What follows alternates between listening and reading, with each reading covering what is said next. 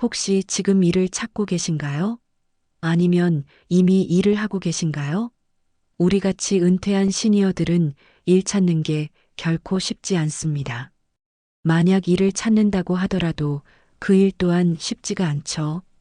젊은 사람 눈치 봐야 하고 예전만 못한 대우를 견뎌야 하니까요. 그런데 선생님, 제가 정말 궁금해서 여쭙습니다. 무엇 때문에 그 힘든 길을 다시 가려고 하십니까? 당장 먹고 살 쌀이 떨어져서 겪는 경제적 어려움 때문입니까? 아니면 집에 가만히 있는 게 죄 짓는 것 같고 쉬는 게 마냥 불안해서 일을 찾으시나요? 그 마음 저도 10분 이해합니다. 평생 가장이라는 이름으로 처자식 먹여 살리느라 쉼없이 달려왔는데 갑자기 멈추라니 그게 어디 말처럼 쉽겠습니까? 노는 것도 죄스럽고 나만 뒤처지는 것 같아 견디기 힘드실 겁니다.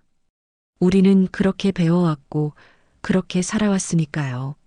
하지만 만약 생계 때문이 아니라 단지 그 불안함 때문에 다시 일터로 나가려 하신다면 제발 지금 그 걸음을 멈추십시오.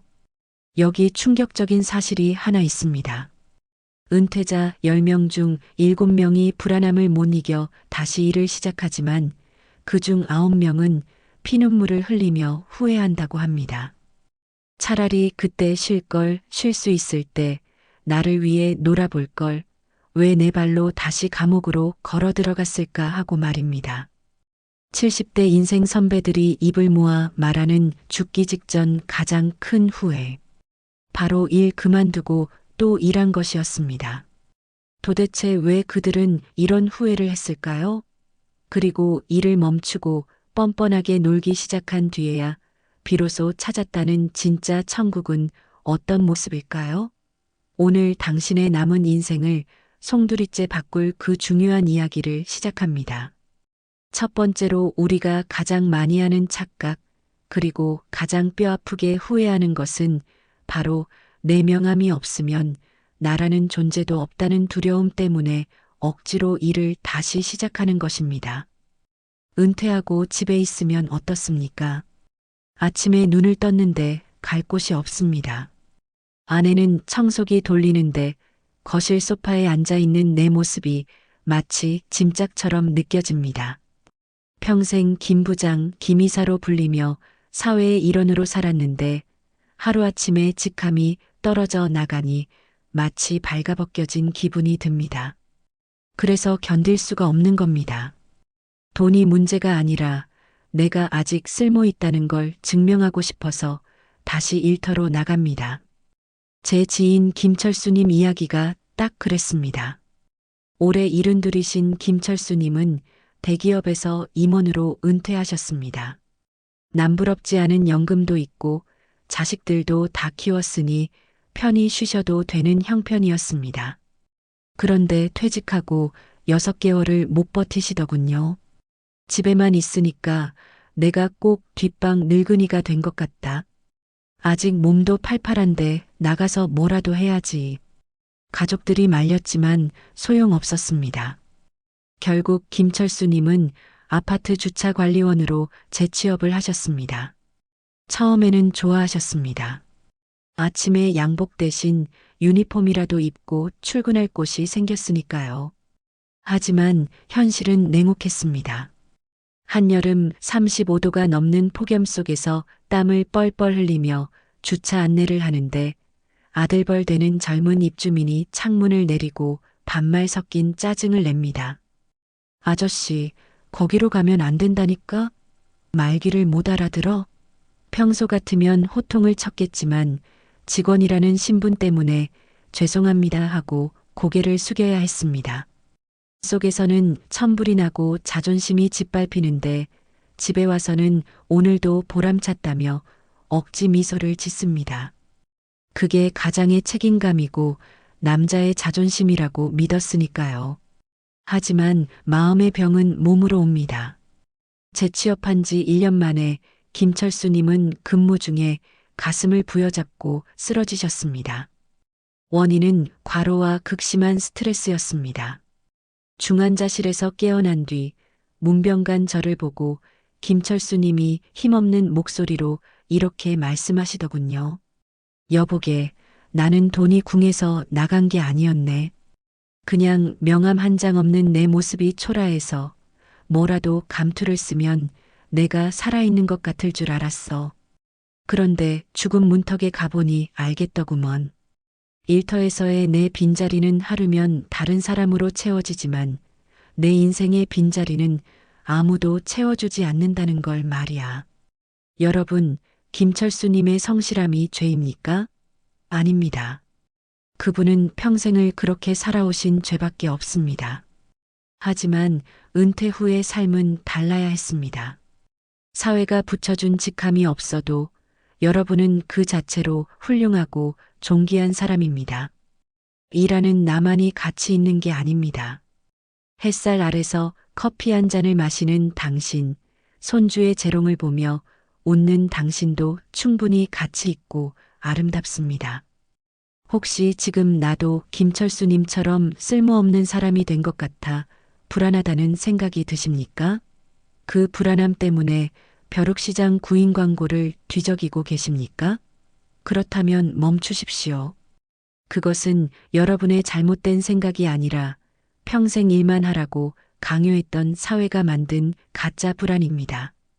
명함이 사라졌다고 당신의 인생이 사라지는 건 아닙니다. 오히려 이제야말로 김 부장이 아닌 인간 김철수로 살 수 있는 진짜 기회가 온 것입니다. 두 번째로 우리가 뒤늦게 깨닫고 후회하는 것은 바로 남들에게 좋은 사람으로 기억되려고 애쓰느라 정작 나 자신에게는 나쁜 사람으로 살았다는 사실입니다. 특히 우리 어머니 세대분들이 그렇습니다. 평생 가족을 위해 희생하고 이웃을 위해 봉사하는 것이 미덕이라고 배웠습니다. 거절하면 남들이 실망할까봐, 내가 안 하면 일이 안 돌아갈까봐 아픈 몸을 이끌고 억지로 웃으며 일합니다. 하지만 그것은 배려가 아니라 착한 사람 콤플렉스라는 감옥일 뿐입니다. 제 지인 중에 올해 69이 되신 이영자님이라는 분이 계십니다.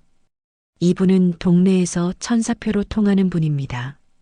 교회 권사님의 부녀회장에 안기는 봉사가 없습니다. 누가 부탁만 하면 거절을 못하고 네 제가 할게요 하며 도맡아 하십니다. 사람들은 영자님 없으면 우리 동네 안 돌아간다고 칭송하지만 정작 그분의 속은 썩어 들어가고 있었습니다. 자식들 다 키워서 출가시키고 이제 좀 쉬나 싶었는데 현실은 달랐습니다. 맞벌이하는 딸이 엄마 믿을 사람이 엄마밖에 없어 하며 손주 둘을 맡겼습니다. 거기에 교회 주방 봉사까지 겹쳤습니다. 지난 겨울 김장철에 사단이 났습니다. 이영자님은 허리가 끊어질 듯 아파서 복대를 2개나 차고 교회 김장을 100폭이나 담그셨습니다. 사람들이 권사님 덕분에 김장 잘 마쳤다고 박수 칠 때 이영자님은 식은땀을 흘리며 간신히 서 계셨습니다. 그날 밤 몸살이 나서 끙끙 앓고 있는데 며느리에게 전화가 왔습니다. 어머님, 이번 주말에 친구 부부랑 여행 가기로 했는데 애들 좀 봐주실 수 있으세요? 평소 같으면 그래라, 내가 봐야지 하셨을 겁니다. 그런데 그날은 전화기를 붙들고 하염없이 눈물만 흘리셨다고 합니다. 몸이 아파서 서러운 게 아니었습니다. 도대체 내 인생은 어디 있는가? 나는 언제까지 자식 눈치 보고 남들 비위 맞추며 살아야 하나? 죽을 때까지 이렇게 남을 위해 살다가 내 인생은 끝나는 건가 하는 서러움이 복받쳐 오른 겁니다. 결국 이영자님은 병원에서 심각한 허리 디스크와 우울증 진단을 받으셨습니다. 의사 선생님이 영자님 손을 잡고 이렇게 말씀하시더랍니다. 어머님, 제발 부탁인데 이제는 좀 이기적으로 사세요. 남들 챙기느라 어머님 몸과 마음은 다 망가졌습니다.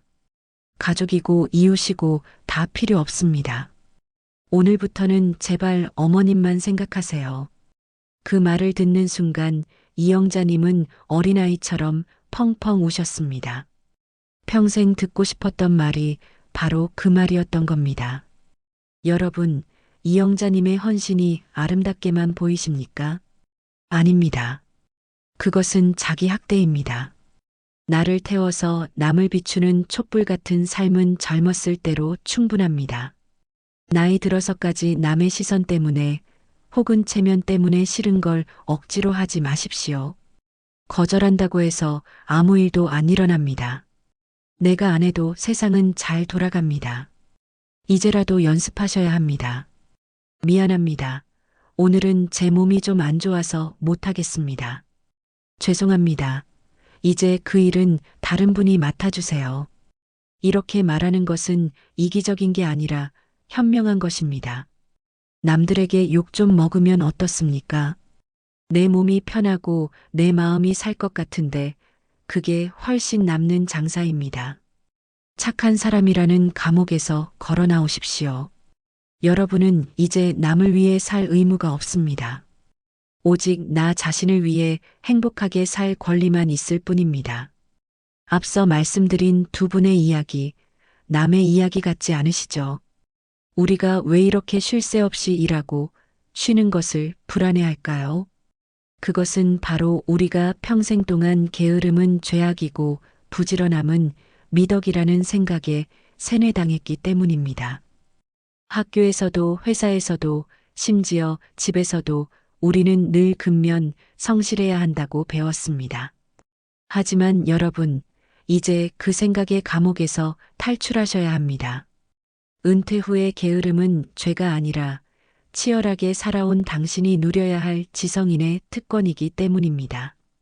영국의 위대한 철학자 버트런드 러셀은 게으름에 대한 찬양이라는 책에서 아주 충격적인 말을 했습니다.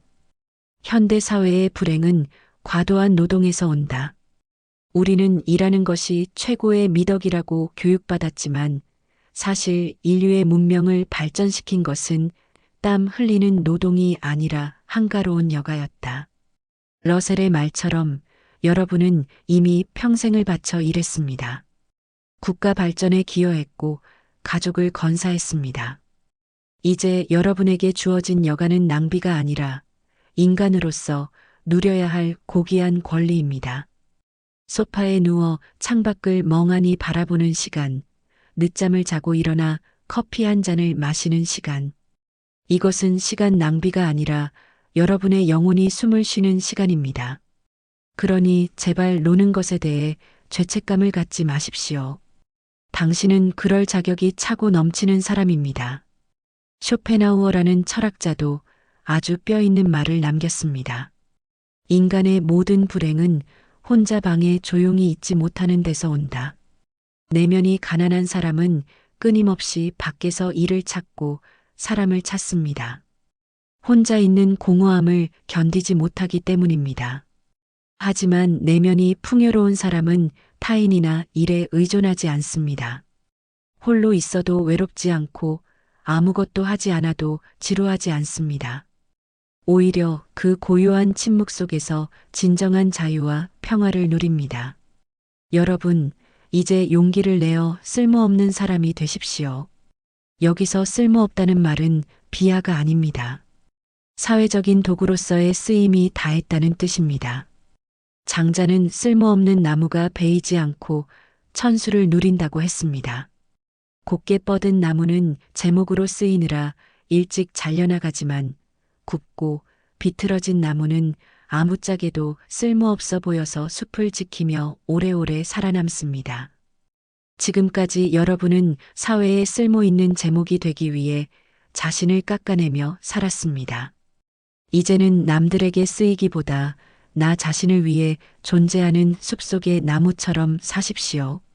일하지 않아도 명함이 없어도 누군가에게 도움이 되지 않아도 괜찮습니다. 그저 존재하는 것만으로도 여러분은 충분히 아름답고 위대합니다. 일터에서 벗어나 스스로에게 쉼을 허락하는 것, 그것이 은퇴자가 가져야 할 최고의 철학입니다. 앞서 말씀드린 두 분의 이야기가 너무 우울하게 들리셨나요? 그렇다면 은퇴 후에는 정말 손가락 하나 까딱하지 말고 가만히 숨만 쉬어야 하는 걸까요? 아닙니다. 제가 드리고 싶은 말씀은 억지로 하는 노동을 멈추라는 것이지 삶의 활력마저 끄라는 뜻이 아닙니다. 여기 일하는 방식을 바꿔서 제2의 전성기를 맞이한 멋진 선배님이 계십니다. 올해 71가 되신 박민성님 이야기입니다. 이분은 공기업에서 정년 퇴직하셨는데 은퇴식 날 다짐하셨답니다. 이제 남에게 보여주기 위한 양복은 벗어던지겠다. 대신 내가 진짜 입고 싶었던 옷을 입겠다. 그 길로 박민성님은 평소 꿈이었던 목공을 배우러 다니기 시작하셨습니다. 그리고 지금은 동네에서 뚝딱이 목수 할아버지로 통하십니다. 어느 날 길에서 우연히 뵈었는데 작업복에 톱밥을 하얗게 뒤집어 쓰고 계시더군요. 그런데 표정이 아이처럼 너무나 환해 보였습니다. 사실 처음에는 동네 사람들 수군거림도 있었다고 합니다.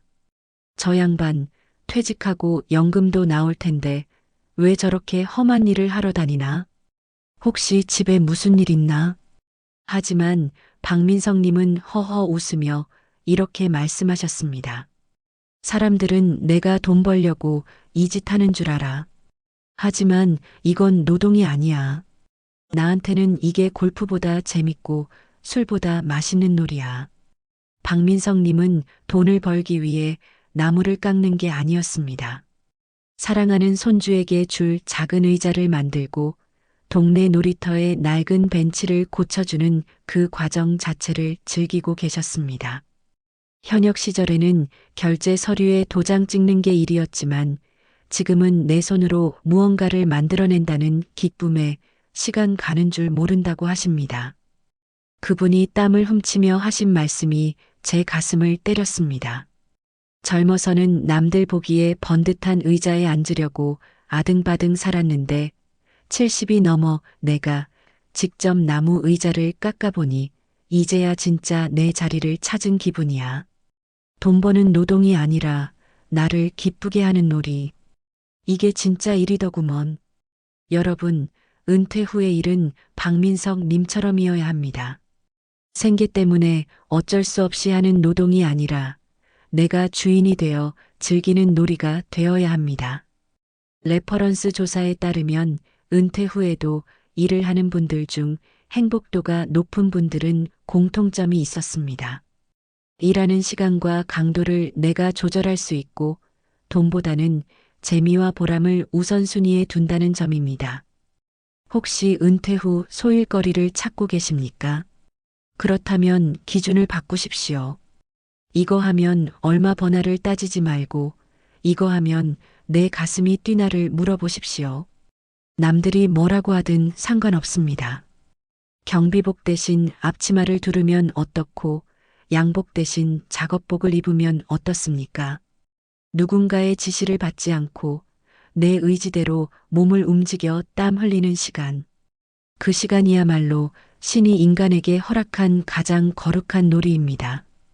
일이 의무가 아니라 유의가 될 때 여러분의 노후는 매일매일이 축제가 될 것입니다. 앞서 말씀드린 김철수님, 이영자님, 그리고 박민성님의 이야기를 들으시면서 혹시 이런 생각이 드셨나요? 머리로는 알겠는데 몸이 안 따라준다. 평생 해온 습관이 있어서 멈추는 게 죽기보다 어렵다. 맞습니다. 충분히 이해합니다. 우리는 지난 50년 동안 달리는 근육만 썼지 멈추는 근육은 써본 적이 없어서 다 퇴화되었기 때문입니다. 갑자기 멈추면 넘어질까봐, 뒤처질까봐 겁이 나는 건 당연합니다. 그래서 준비했습니다. 거창한 철학이나 돈 드는 취미가 아닙니다. 지금 당장 오늘 밤부터 실천할 수 있는 나를 되찾는 7가지 멈춤의 기술입니다. 이것은 단순한 팁이 아니라 평생을 바쳐 일한 여러분이 마땅히 누려야 할 삶의 권리장전입니다.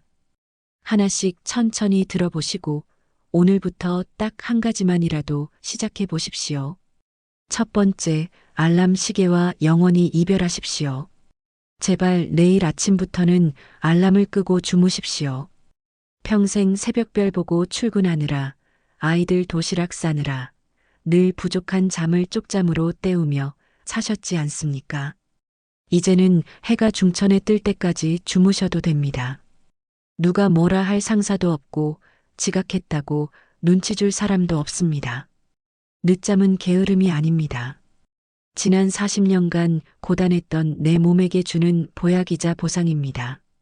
아침에 눈이 저절로 떠질 때 창문 틈으로 들어오는 햇살을 이불 속에서 뒹굴거리며 느끼는 그 10분. 그것이 바로 여러분이 되찾은 신체 주권의 시작입니다. 두 번째, 하루 1시간 침묵의 시간을 가지십시오.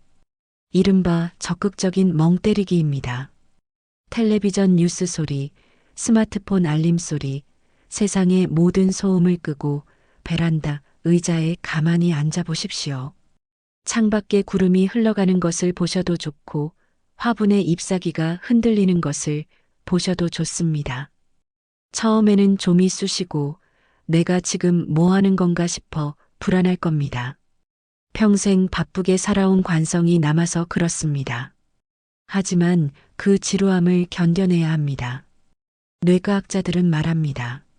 뇌가 아무런 정보도 처리하지 않고 멍하니 쉴 때 비로소 우리의 영혼이 숨을 쉬고 창의성이 살아난다고 말입니다.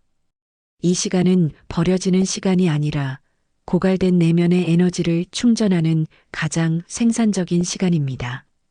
세 번째, 정중하지만 아주 단호하게 거절하십시오. 이게 참 어렵죠. 체면 때문에 억지로 나가는 동창회 사람이 없다고 해서 떠밀려 맡은 동네 감투, 며느리의 갑작스러운 육아 부탁. 이제는 거절하셔도 됩니다. 아니, 거절하셔야 합니다. 미안합니다. 요즘 제 몸 컨디션이 안 좋아서요. 죄송합니다. 제가 요즘 시작한 공부가 있어서 시간을 낼 수가 없네요. 이렇게 선의의 거짓말을 하셔도 좋습니다. 남의 기분을 맞추느라 내 하루를 망치지 마십시오. 거절한다고 해서 인연이 끊어지지 않습니다. 오히려 여러분이 거절할수록 사람들은 여러분의 시간을 귀하게 여기기 시작할 겁니다. 거절은 이기적인 게 아니라 나를 보호하는 가장 현명한 울타리입니다. 네 번째, 하루에 딱 한 가지만 하십시오. 은퇴하고 나서도 수첩에 오늘 할 일을 1번부터 10번까지 빼곡하게 적는 분들이 계십니다. 그건 스스로를 감옥에 가두는 짓입니다. 하루에 딱 하나, 점 하나만 찍으십시오. 오늘 동네 뒷산에 다녀왔다면 그것으로 100점짜리 하루입니다. 오늘 보고 싶던 책을 10페이지 읽었다면 그걸로 훌륭한 하루입니다.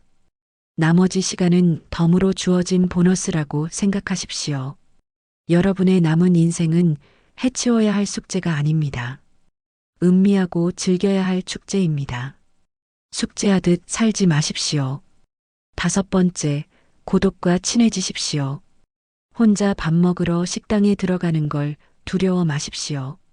남들이 저 노인네는 같이 밥 먹을 사람도 없나 하고 쳐다볼까봐 걱정되십니까? 착각입니다. 아무도 여러분에게 관심 없습니다. 오히려 혼자서 천천히 우아하게 식사를 즐기는 모습이 훨씬 품격 있어 보입니다.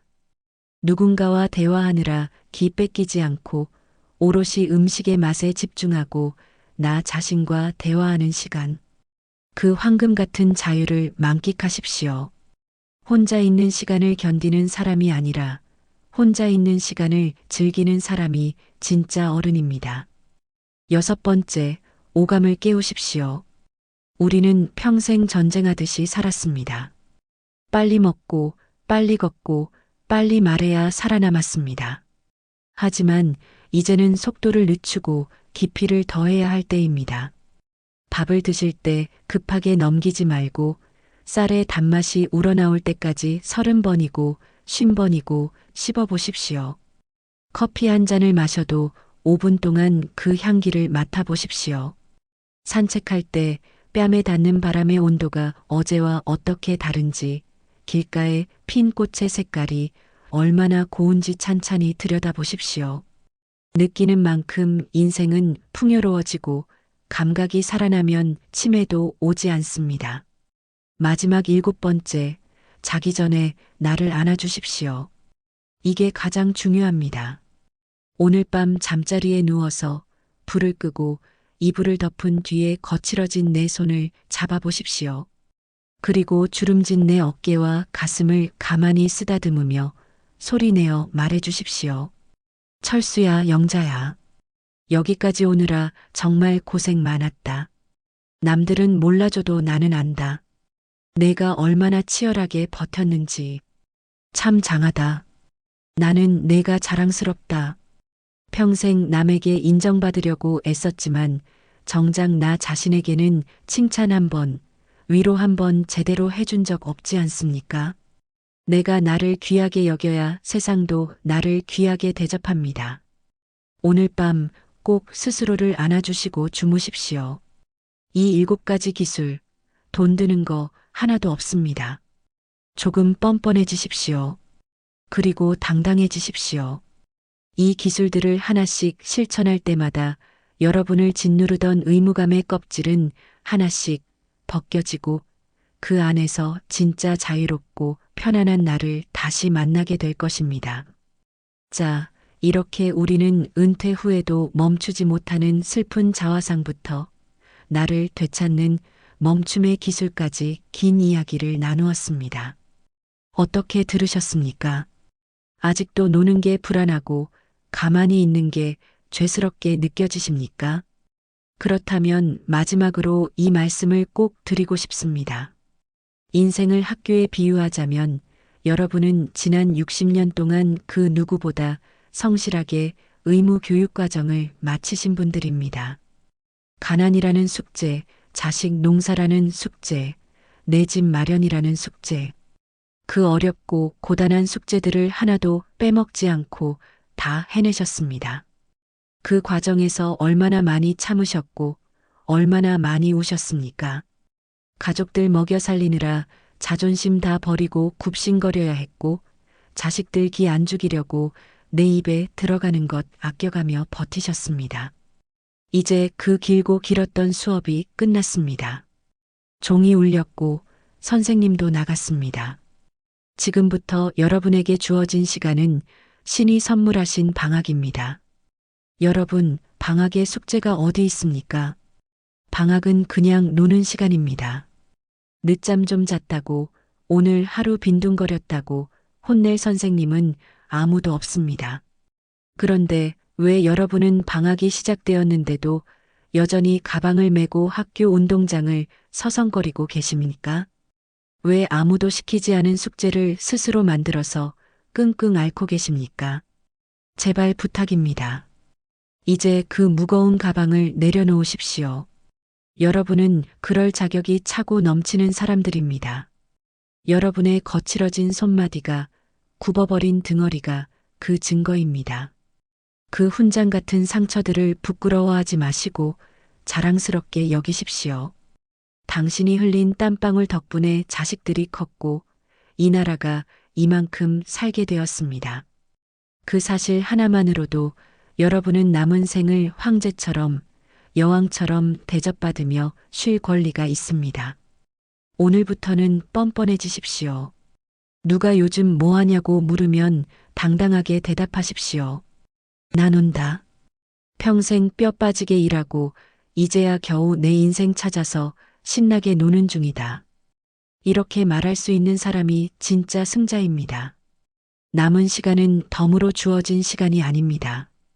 고생 끝에 찾아온 오직 당신만을 위한 축제의 시간입니다. 햇살이 좋으면 햇살을 즐기시고 바람이 좋으면 바람을 느끼십시오. 마음 가는 대로 해도 죄가 되지 않습니다. 부디 오늘 밤에는 편안하게 주무십시오. 내일 아침에는 알람 소리 없이 개운하게 일어나십시오. 그리고 거울을 보며 환하게 웃어주십시오. 그 웃음이 여러분의 80대를 그리고 남은 모든 날을 천국으로 만들어줄 것입니다. 오늘이 여러분의 남은 생애 중에서 가장 젊고 아름다운 날입니다. 그 귀한 하루를 의무감이 아니라 설렘으로 채우시기를 현명한 인생이 온 마음을 다해 응원합니다. 지금까지 함께 해주셔서 감사합니다.